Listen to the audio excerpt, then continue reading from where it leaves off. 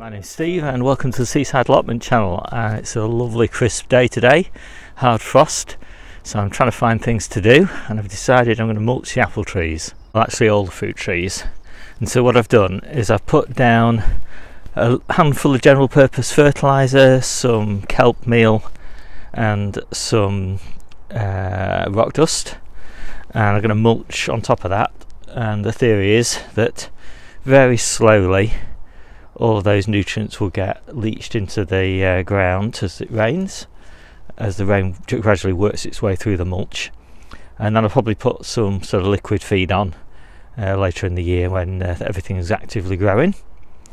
And so I've got all these trees to do. I've just done a few others already, so I'll show you what I'm doing. So we've got this horse bedding, and as you can see it's basically sawdust, and it provides quite a nice mulch for the trees. This it's not great for making compost, but yeah, it's a pretty good mulch.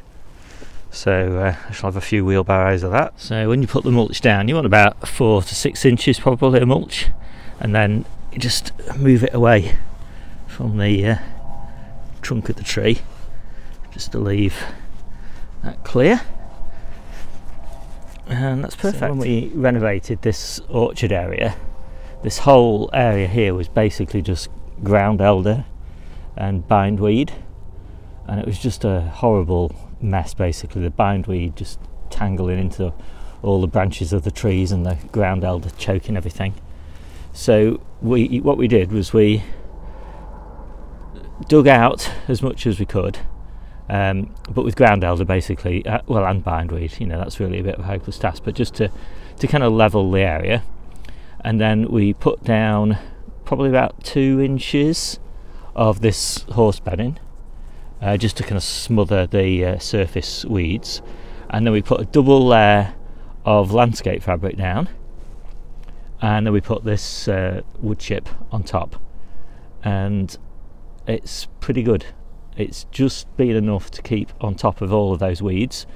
The only place we've got them is down the edge, very edge there, and so I just do a little bead of glyphosate down that edge once a year when the ground elder is just pushing through and it's sort of actively growing, and that killed it.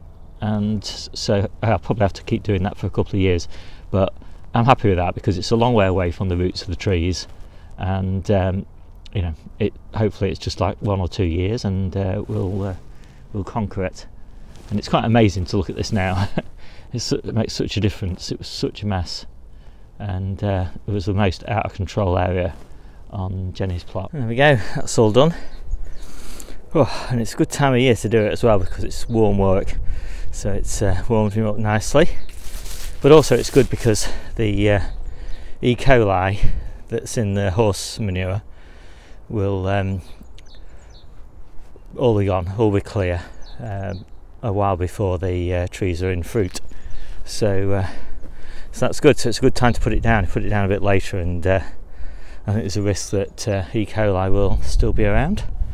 Obviously you could put it down earlier in the year, but then you end up if you're going to put some fertiliser underneath, then you're kind of putting that down a bit too early if you put it down in the autumn. So anyway, that's my theory. We'll see how it goes, and it looks pretty good. Down at the compost heap I found some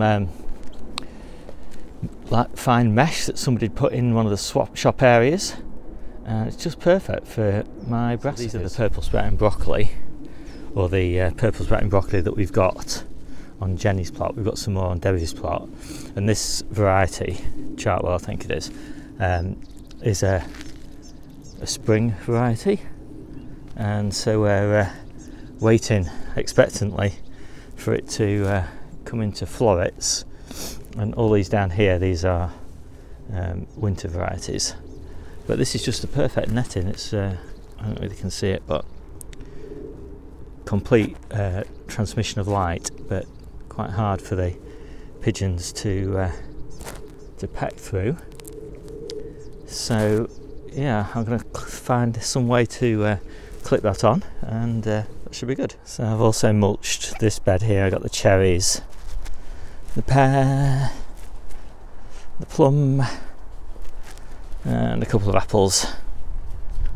So that's all pretty good. I've just taken the fleece up in the polytunnel. I think at this time of year it's really good to give the polytunnel plenty of ventilation, but it is good to give it a bit of protection at night, because I am trying to keep the brassica beds about 5 or 6 degrees or more at the soil temperature, because as I've said before, I'm trying to stop things bolting, and when you've got a lot of early crops like the Romanesco cauliflowers and things like that, you don't want them to bolt. So yeah, anyway, that's the theory. I think there's a good chance that some of these will bolt, but anyway, I'm not sure about this colour in here.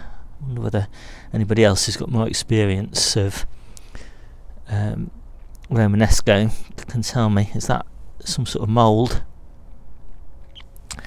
Which would be a shame. Anyway, we will see.